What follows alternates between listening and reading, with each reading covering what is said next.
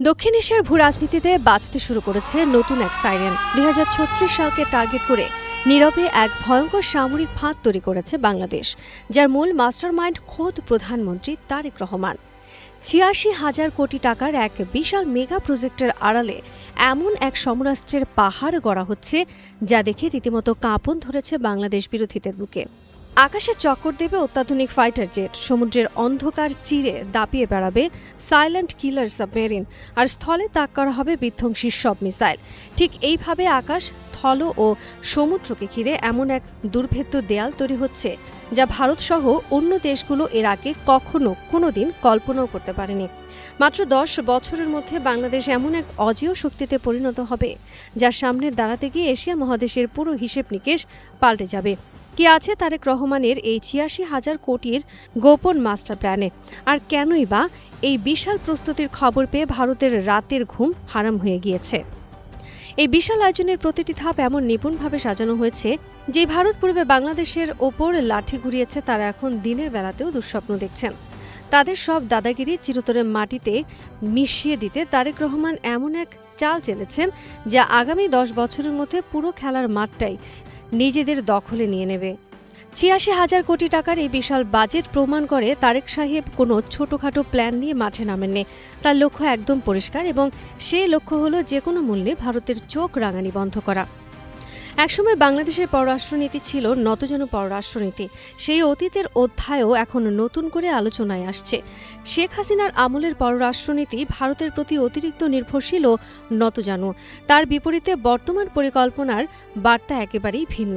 নতুন বাংলাদেশ আর শুধু কূটনৈতিক প্রতিবাদ বা বিবৃতির ওপর নির্ভর করতে চায় না, বরং অর্থনৈতিক, কূটনৈতিক এবং সামরিক তিন ক্ষেত্রেই নিজেদের সক্ষমতা বাড়ানোর দিকে এগোচ্ছে। কারণ একটি দেশের পররাষ্ট্রনীতির শক্তি শুধু টেবিলে বসে আলোচনার উপর নির্ভর করে না, তার পেছনে থাকতে হয় একটি সক্ষম রাষ্ট্রযন্ত্র এবং প্রয়োজনে নিজের সীমান্ত ও সার্বভৌমত্ব রক্ষার বাস্তব সামর্থ্য। স্থলভাগের এই ভয়ঙ্কর প্রস্তুতির খবর শুনে ভারতের ঘাম যেন ছুটছে। ঠিক তখনই বর্ডারের দিকে তাকালে তাদের চক্ষু চরক গাছ হওয়ার জোগাড়। স্থলযুদ্ধে তাদের যে কোনো গোলাবাজি আর মাতব্বরি রুখে দিতে তারেক রহমান যে ভয়ঙ্কর ছক কষেছেন, তা দেখে তারা রীতিমতো হতভম্ব। এতদিন ভারত বর্ডারে গায়ের জোর দেখাতো, এখন তারা হাড়ে হাড়ে টের পাচ্ছে নতুন এই বাংলাদেশের আসল জোর কতটুকু। আর সীমান্তের এই প্রসঙ্গ উঠলেই সামনে আসে বাংলাদেশের মানুষের দীর্ঘদিনের আরেকটি ক্ষোভ, সীমান্ত হত্যা। সীমান্তে বাংলাদেশের নাগরিক নিহত হওয়ার ঘটনাগুলো নিয়ে বছরের পর বছর ধরে প্রতিবাদ, কূটনৈতিক আলোচনা এবং উদ্বেগ প্রকাশ করা হয়েছে। কিন্তু সমালোচকদের প্রশ্ন ছিল, শুধু প্রতিবাদ করলেই কি সীমান্তে বাংলাদেশের নাগরিকদের নিরাপত্তা নিশ্চিত করা সম্ভব? যখন সীমান্তে বারবার প্রাণহানির ঘটনা ঘটছে, তখন অনেকেই মনে করছেন বাংলাদেশের হাতে আরও কার্যকর প্রতিরোধ ও সীমান্ত ব্যবস্থাপনার সক্ষমতা থাকা দরকার। সেই বাস্তবতা থেকেই এখন সীমান্ত নিরাপত্তাকে শুধু কথার বিষয় না রেখে সক্ষমতার বিষয় হিসেবে দেখা হচ্ছে। একসময় সীমান্তে কোনো ঘটনা ঘটলে বিজিবির পক্ষ থেকে প্রতিবাদ জানানোই যেন ছিল প্রধান হাতিয়ার। রাজনৈতিক ও কূটনৈতিক সীমাবদ্ধতার কারণে সীমান্তে বিজিবির কার্যকর প্রতিক্রিয়ার সক্ষমতা যথেষ্ট ছিল না। কিন্তু এখন সেই চিত্র বদলে দেওয়ার লক্ষ্য সামনে রাখা হয়েছে। আধুনিক অস্ত্র, উন্নত যোগাযোগ ব্যবস্থা, নজরদারি প্রযুক্তি, ড্রোন, কাউন্টার ড্রোন এবং আধুনিক সীমান্ত ব্যবস্থাপনার মাধ্যমে বাংলাদেশের সীমান্তরক্ষী বাহিনীকে আরও পূর্ণাঙ্গ সক্ষম করে তোলার পরিকল্পনা নেওয়া হচ্ছে। অর্থাৎ সীমান্তে কোনো পরিস্থিতি তৈরি হলে শুধু প্রতিবাদ নয়, নিজেদের সীমান্ত ও জনগণের নিরাপত্তা নিশ্চিত করার মতো বাস্তব সক্ষমতাও যেন থাকে। এটাই নতুন প্রস্তুতির অন্যতম গুরুত্বপূর্ণ বার্তা। শুধু বিদেশ থেকে দামি অস্ত্র কিনে গুদামে ফেলে রাখা নয়, বরং ভবিষ্যতের যে কোনো বড় লড়াইয়ের জন্য একদম নতুন এক বাংলাদেশ সেনাবাহিনী গড়ে তোলা হচ্ছে।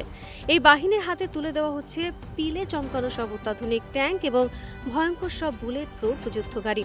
এর পাশাপাশি যুক্ত হবে আধুনিক আর্টিলারি রকেট এবং ট্যাঙ্ক বিধ্বংসী ক্ষেপণাস্ত্র। অর্থাৎ বর্ডার পেরিয়ে ভারতীয় কোনো ট্যাঙ্ক যদি বাংলাদেশে ঢোকার চেষ্টা করে, তবে তা মুহূর্তের মধ্যেই পুড়ে ছাই হয়ে যাবে। এমনকি আকাশে শত্রুর আচমকা আক্রমণ ঠেকাতে স্বল্প এবং মধ্যম পাল্লার আকাশ প্রতিরক্ষা ব্যবস্থাও একদম প্রস্তুত রাখা হবে। এতে করে আকাশ এবং স্থল দুই দিকে থেকেই যে কোনো আগ্রাসনের দাঁত ভাঙা জবাব দিতে বাংলাদেশ সেনাবাহিনী এখন আগের চাইতে হাজার গুণ বেশি শক্তিশালী।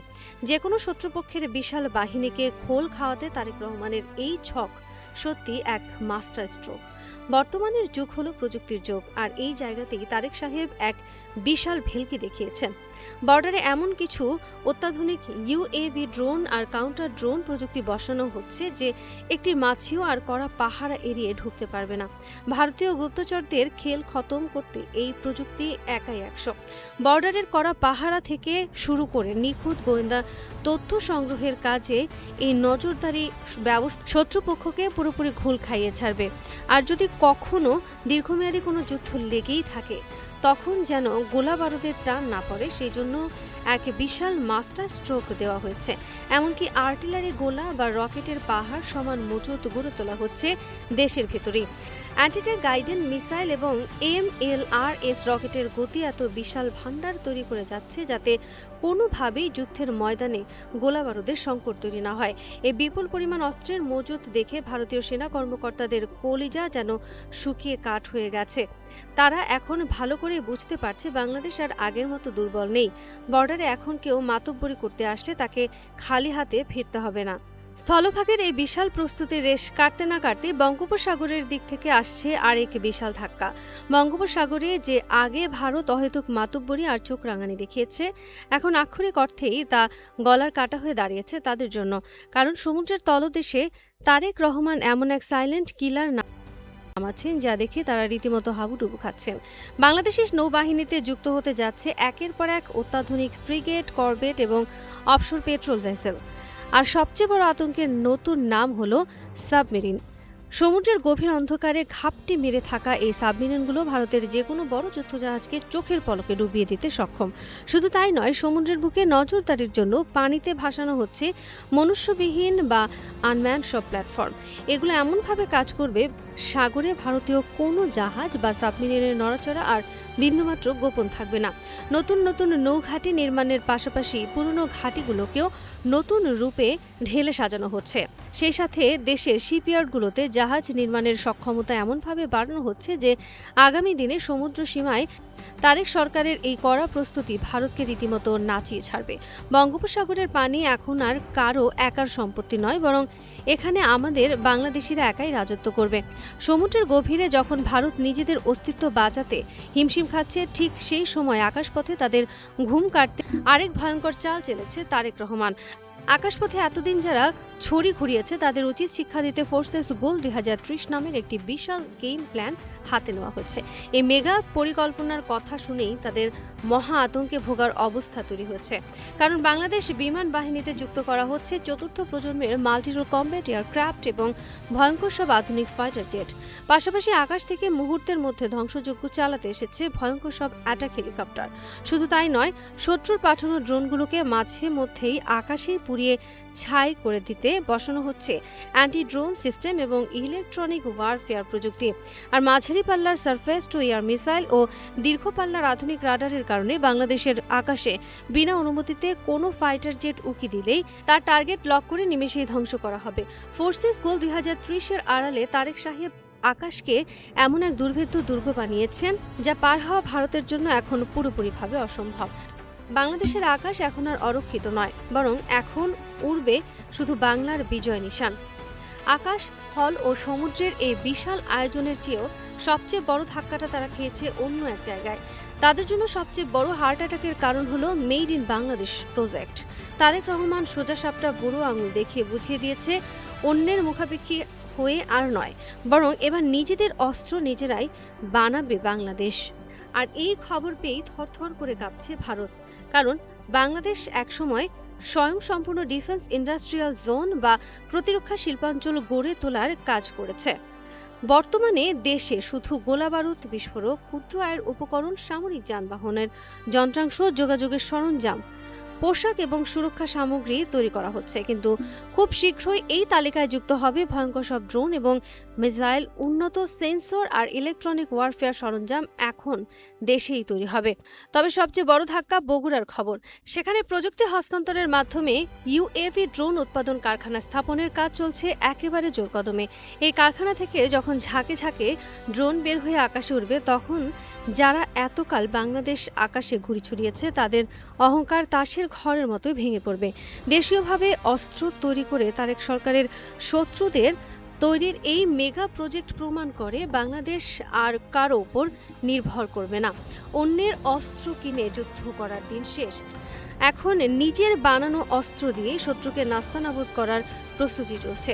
ভারতের কর্তারা এখন আতঙ্কে আছেন, কারণ তারা বুঝতে পারছে বাংলাদেশের নিজস্ব তৈরি অস্ত্র তাদের জন্য কতটা ভয়ঙ্কর হতে পারে।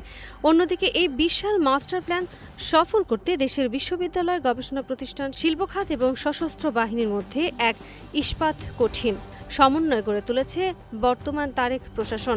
নতুন প্রতিরক্ষা গবেষণা ও উদ্ভাবনের এক দারুণ পরিবেশ তৈরি করা হচ্ছে দেশজুড়ে। দক্ষ প্রকৌশলী, বিজ্ঞান এবং প্রযুক্তিবিদ তৈরির যে কারখানা গড়ে তোলা হচ্ছে তা দিনে বাংলাদেশের সামরিক শক্তির চেহারাটাই পাল্টে দেবে। আগামী 10 বছরের এই ৮৬,০০০ কোটি টাকার মেগা প্রজেক্ট শুধু ভারী অস্ত্র কেনার প্রজেক্ট নয়, বরং এটি পুরো সামরিক ব্যবস্থাকে নতুন করে সাজানোর এক ভয়ঙ্কর ছক। অত্যন্ত চতুর খেলোয়াড়দের মধ্যে খুঁটি সাজিয়ে ২০৩৬ সালে এই বিশাল রূপান্তর যখন শতভাগ শেষ হবে, তখন এশিয়া মহাদেশ বাংলাদেশ এক অপ্রতিরোধ্য সুপার পাওয়ার হিসেবে আত্মপ্রকাশ করবে। আর সেই দিনটিতে ভারতের সমস্ত মাতব্বরি চিরতরে শেষ হয়ে যাবে। তারেক রহমানের এই সুদূর প্রসারী পরিকল্পনার সামনে শত্রুপক্ষ যে খুব শীঘ্রই নাজেহাল হয়ে পিছু হটবে তা বলার অপেক্ষা রাখে না।